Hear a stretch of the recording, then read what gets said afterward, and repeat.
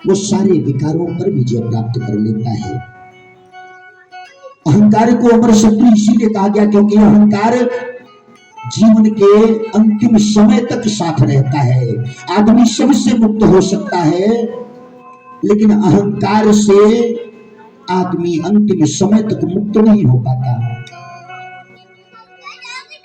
क्योंकि मेरा होना ही अहंकार है, मैं हूं, ये अहंकार का भाव है। और अहंकार से मुक्त होने का केवल एक ही मार्ग है।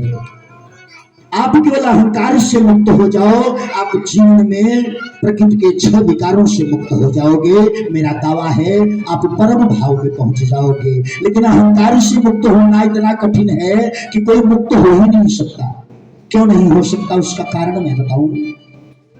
क्योंकि अहंकार सांसों में रहता है। अहंकार का निवास सांसों में बतलाया गया। हमारी अहंकार का अर्थ है मैं हूं, और मैं तब तक हूं जब तक मैं सांसें मेरी चल रही हैं, तब तक मैं हूं, तब तक मैं अपना अनुभव करूंगा। स्वाभाविक बात है। इसलिए अहंकार से मुक्त होने का मार्ग हमारे सनातन धर्म में परम विद्वान ऋषियों ने बतलाया। उसका मार्ग भी बतलाया, उस साधना का क्रम बतलाया। अहंकार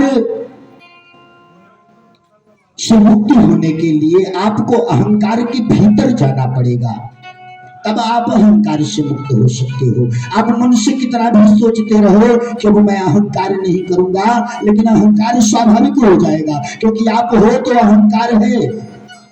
आप अहंकार को झुठला ही नहीं सकते। जब तक सांसें चल रही हैं तब तक मैं हूं, और मैं हूं तो मेरे होने का अहंकार मुझे है। अहंकार से मुक्त होने का मार्ग हमारे तत्वदर्शी ऋषियों ने बतलाया। प्राणायाम का विधान, श्वासों की साधना, अंतर यात्रा, अहंकार से मुक्त होने का। अहंकार श्वासों में रहता है, इसलिए जब हम श्वासों के भीतर प्रवेश करेंगे तब हम अहंकार से मुक्त हो पाएंगे। जैसे उदाहरण मैं आपको बताऊंगा, वैज्ञानिक सिद्धांत है, मैं कोई मनगढ़ंत बात नहीं करता, शास्त्रीय तर्कयुक्त बात मैं रखता हूं समाज में। एक वैज्ञानिक प्रमाण मैं देता हूं आपको। यह वैज्ञानिक सिद्धांत है कि किसी चीज से हम तब तक प्रभावित होते हैं जब तक हम उसे बाहर से अनुभव करते हैं। जब हम उसके भीतर हो जाते हैं तो उसका प्रभाव हमें प्रभावित नहीं कर पाता। जैसे भी मैं एक उदाहरण बताऊं आपको। आप गाड़ी पर चले जा रहे हो, तो आपको चलती गाड़ी पर बैठे हो आपको उस समय गाड़ी की गति का अनुभव नहीं होगा। आपको सड़क चलती दिखाई देगी, लेकिन गाड़ी चलती दिखाई नहीं देगी। जबकि सड़क नहीं चलती, गाड़ी चल रही है, लेकिन गाड़ी की गति का अनुभव आपको नहीं होता, क्योंकि आप गाड़ी पर सवार रहते हो। जब हम किसी चीज में स्थित हो जाते हैं तो उसका अनुभव होना हमें बंद हो जाता है। यह मनोवैज्ञानिक रहस्य सोच कर विचार कर हमारे तत्वदर्शी ऋषियों ने मार्ग बतलाया। श्वासों की साधना, प्राणायाम का ध्यान, जिसे भगवान श्री कृष्ण ने गीता में भी प्रमाणित किया। पतंजलि सूत्र में, योग सूत्र के संग्रह में पतंजलि भगवान ने भी अष्टांग योग का मार्ग, प्राणायाम क्रिया विधि बतलाई, श्वासों की साधना। और भगवान बुद्ध ने भी यही मार्ग दिया संसार को। आनापान सति योग,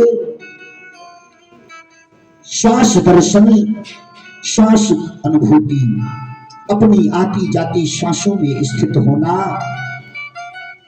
प्राण में अपान का हवन और अपान में प्राण का हवन, आती श्वास में जाती श्वास का हवन और जाती श्वास में आती श्वास का हवन। केवल श्वासों का ही साक्षी बन जाना, अपनी चलती आती जाती श्वासों को देखते रह जाना। आप कभी इस साधना का प्रयोग करिएगा, आप करके देखिएगा, आपके जीवन में अद्भुत अनुभव होंगे। मैं दावे के साथ कहता हूं, आप 10 मिनट तक केवल अपने सांसों पर केंद्रित होकर देखिए, आपको दिव्य अनुभूतियां होनी अनुभव हो जाएंगी। आप संसार से प्रभाव से मुक्त होने लगेंगे, शरीर के प्रभाव से मुक्त होने लगेंगे।